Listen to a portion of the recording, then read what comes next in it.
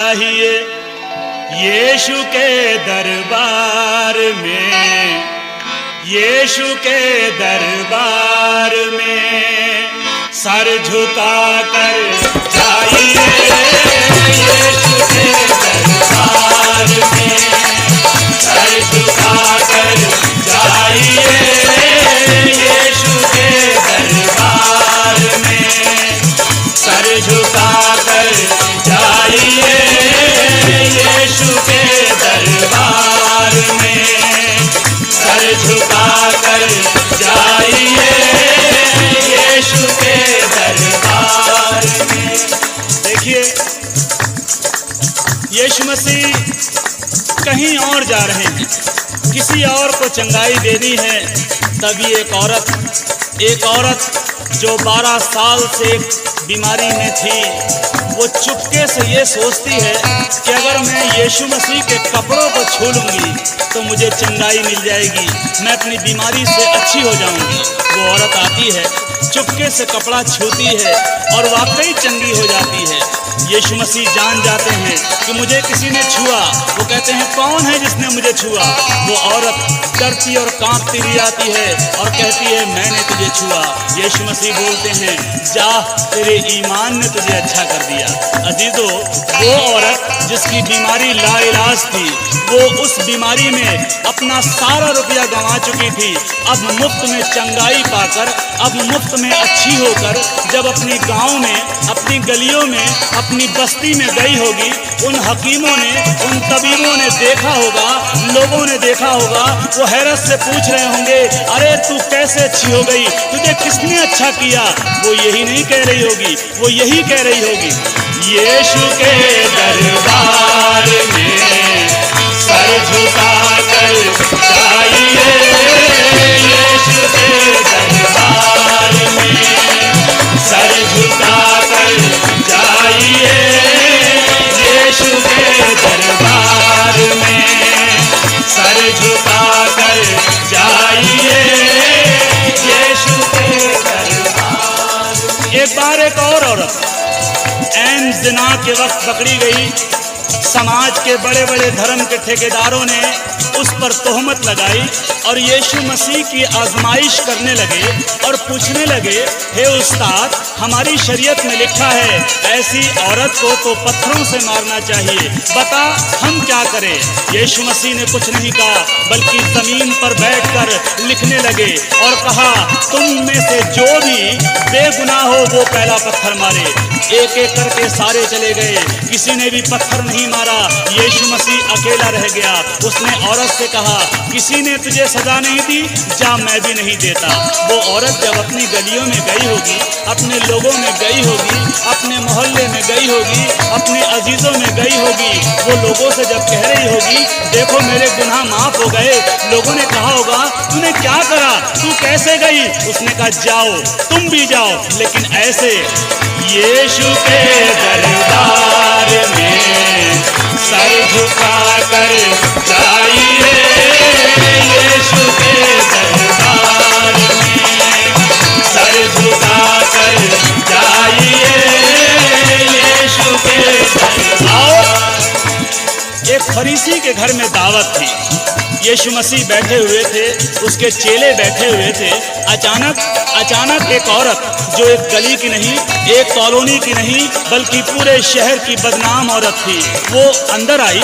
उसे किसी ने नहीं बुलाया था, वो किसी से कुछ नहीं बोली, वो घर के मालिक से कुछ नहीं बोली, वो लोगों से कुछ नहीं बोली, वो यीशु मसीह से भी कुछ नहीं बोली। चुपचाप आई, यीशु मसीह के पैरों के पास बैठ गई, अपने आंसुओं से उसके पैर भिगोने लगी, अपने बालों से उसके पैर पोंछने लगी। उस औरत से यीशु मसीह ने कहा, जा, तेरे गुनाह माफ हुए। घर के मालिक ने यीशु मसीह के ऊपर शक किया। उसने मन ही मन सोचा, अगर ये आदमी रास्तबाज होता तो पहचान जाता कि ये औरत कौन है जो इसे छू रही है। यीशु मसीह जो मन की बातों का जांचने वाला है, उसने उससे कहा, मुझे तुझसे एक बात कहनी है, कौन ज्यादा मोहब्बत करेगा, वो जिसका कम किया गया, वो या जिसका ज्यादा माफ किया गया? वो बोला, जिसका ज्यादा माफ किया गया। इसलिए यीशु मसीह बोले, मैं तेरे घर में आया, तूने मुझे पाँव धोने के लिए पानी नहीं दिया, लेकिन इस औरत ने अपने आंसुओं से मेरे पैरों को धोया है। तूने मेरे गाल पर चूमा नहीं दिया, लेकिन इसने मेरे पैरों को चूमना नहीं छोड़ा है। इसीलिए इसके गुनाह जो ज्यादा थे माफ हुए। मेरे प्यारों, जब वो औरत अपनी गलियों में गई होगी, अपने शहर के बदनामियों में पहुंची होगी, जो लोग उसे देखकर मुकर जाते थे, जो लोग उसे देखकर मुंह छुपा लेते थे, वो लोगों के सामने बड़े हियाव के साथ, बड़े दिलेरी के साथ कहती होगी, आओ देखो उस खुदावन को जिसने मेरे गुनाहों को माफ कर दिया, तुम्हें भी माफी मिलेगी। लेकिन ऐसे जाना यीशु के दरबार में, ये यीशु के दरबार में सर झुका कर जाइए, यीशु के दरबार में सर झुका कर जाइए,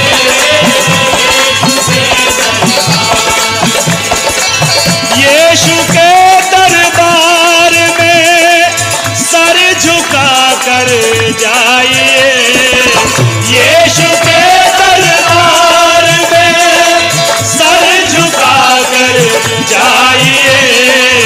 है सभी कुछ आपका, है सभी कुछ आपका, बस पा सको तो पाइए, है सभी कुछ आपका, पा सको तो पाइए, है सभी कुछ आपका, पा सको तो पाइए, है सभी कुछ आपका।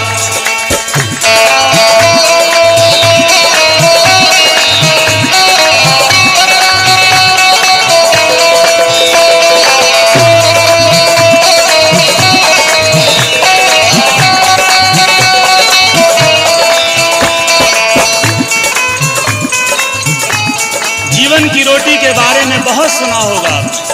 कहाँ है वो जीवन की रोटी? आसमान पर नहीं है जो चढ़ के लानी पड़े, जमीन के नीचे भी नहीं है कि गहराई तक जाना पड़े।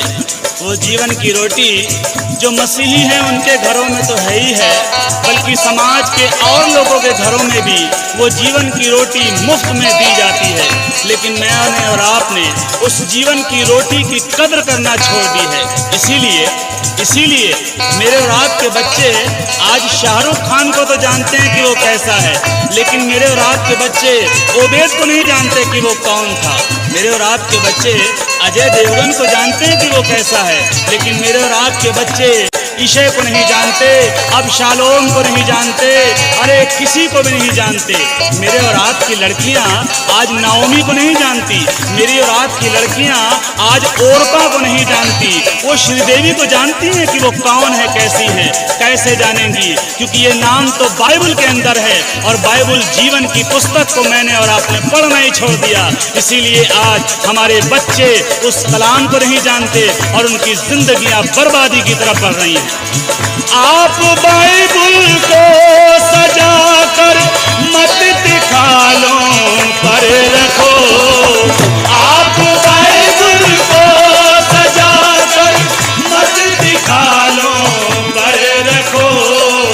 है यही जीवन की रोटी, है यही जीवन की रोटी, खा सको तो खाइए, है यही जीवन की रोटी, खा सको तो खाइए, है यही जीवन की रोटी, खा सको तो खाइए, है यही जीवन।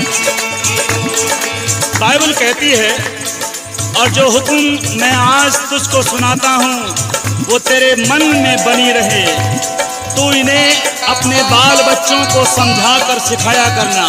घर में बैठते, राह में चलते, लेटते, उठते इनका बयान किया करना, और इन्हें अपने हाथ पर निशान करके बांधना।